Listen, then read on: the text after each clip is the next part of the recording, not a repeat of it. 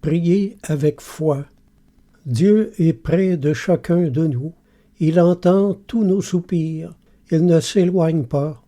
Il est plus près de votre souffrance que vous ne l'êtes vous-même.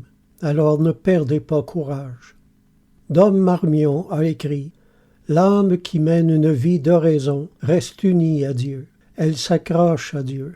Elle participe à son immutabilité. L'enfant qui, dans la tempête, se retient au rocher est plus fort que l'homme abandonné aux caprices des flots. Les seules prières qui franchissent avec certitude, que dis-je, qui enfoncent littéralement les portes du portail de la salle d'audience céleste, sont les prières sacrificielles.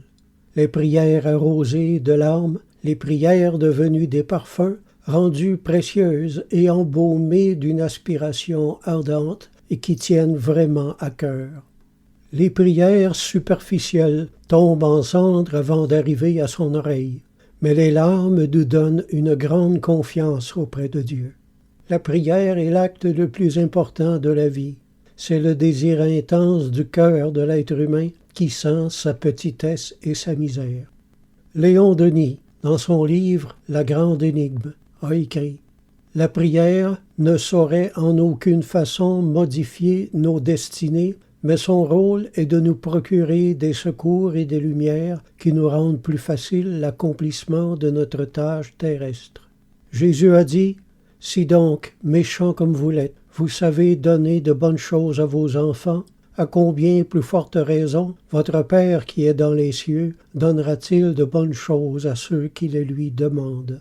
Mais quand le Fils de l'homme viendra, trouvera-t-il la foi sur la terre? Priez avec moi. Me voici votre serviteur, et je suis prêt à tout, car je désire vivre non pour moi, mais pour vous. Que votre volonté devienne la mienne, que ma volonté suive la vôtre constamment et s'y conforme pleinement. Amen.